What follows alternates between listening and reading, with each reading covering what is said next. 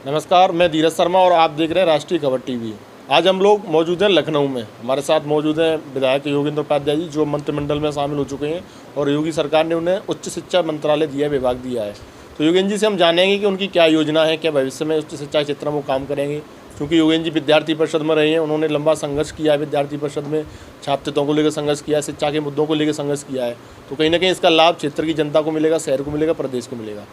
योगेंद्र जी, मंत्रिमंडल में आपको जिम्मेदारी मिली है, तो क्या है आपकी योजना है, इसके लिए क्या प्लान है? देखिए, जैसा आपने कहा कि मैं विद्यार्थी परिषद से निकला हुआ, यानी विद्यार्थी परिषद का प्रोडक्ट हूँ एक तरीके से, जो देखा जाए राजनीति में, तो सबसे पहले छात्र हितों का मुझे ध्यान रहता है।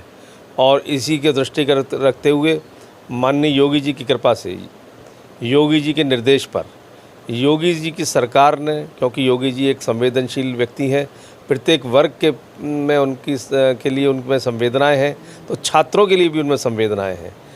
उन्होंने उनके आदेश पर बीएड के जो एंट्रेंस एग्ज़ाम थे, उन पर फ़ीस बहुत ज़्यादा थी। 1600 रुपये जनरल स्टूडेंट्स के लिए, उसको घटा के 1000 रुपये किया गया है और विलम्ब शुल्क को भी घटाया गया है।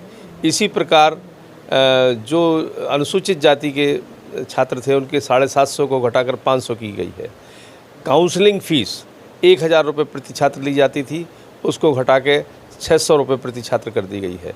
लगभग 33% की इस फीस में कटौती की गई, कमी की गई। इससे लाखों छात्र लाभान्वित होंगे और उनके हितों की सुरक्षा माननीय योगी जी ने की है। इसके लिए योगी जी का भी आभार, और इस छात्र हित की बात थी। बिल्कुल योगेंद्र जी, आपने बताया कि आपने बीएड में किया है। अभी जैसे ही, क्योंकि आगरा विश्वविद्यालय, जो कि डॉक्टर भीमराव अम्बेडकर विश्वविद्यालय के नाम से जाना जाता है, कभी एक गोल्डन यूनिवर्सिटी का खिताब था उस विश्वविद्यालय को, लेकिन आज वो स्थिति नहीं रही है, क्योंकि आपका वो गृह जनपद भी है, आपका कार्य क्षेत्र भी रहा है, विद्यार्थी परिषद में रहते हैं, आपने वहाँ पर काम भी किया है। तो उसके मतलब हम कह सकते हैं जीर्णोद्धार कह लो या उसका पुनरुत्थान कह लो, ये पुरानी खोई हुई ख्याति उसको वापस दिलाने के लिए ऐसा कुछ प्लान आपने बनाया है, कुछ चीज़ें ऐसी? देखिए, आगरा विश्वविद्यालय, जो आजकल डॉक्टर भीमराव अम्बेडकर विश्वविद्यालय के रूप में जाना जाता है, उसका एक गौरवशाली अतीत रहा है और कतिपय कारणों से वही विश्वविद्यालय नहीं, पिछले सरकारों में जो मोदी जी और योगी जी से पहले की सरकारें थीं, उन सरकारों में पूरी शिक्षा का स्थिति बिगड़ चुकी थी, ढर्रे से उतर चुकी थी। ढर्रा बिगाड़ दिया था इन लोगों ने।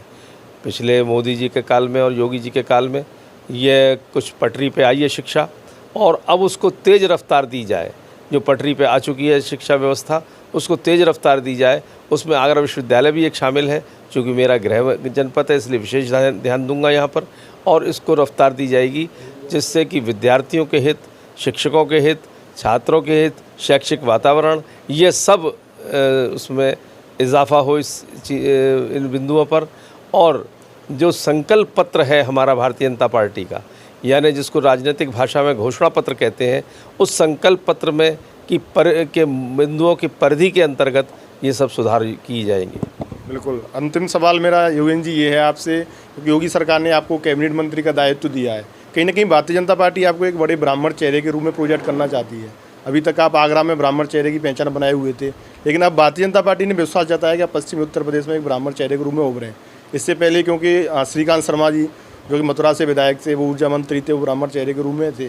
तो ऐसा माना जा रहा है कहीं कि जो ब्राह्मण कोटे का जो मंत्रालय वो आपको दिया गया है, तो ब्राह्मण समाज को लेकर के आपका ऐसा क्या है विश्वास कि आप उस विश्वास पर खरे किस प्रकार उतर सकते हैं? देखिए, मैं भारतीय जनता पार्टी का कार्यकर्ता हूँ, और भारतीय जनता पार्टी का कार्यकर्ता राष्ट्रवादी कार्यकर्ता होता है। जातिवादी भारतीय जनता पार्टी भी नहीं है, ना उसका कार्यकर्ता है।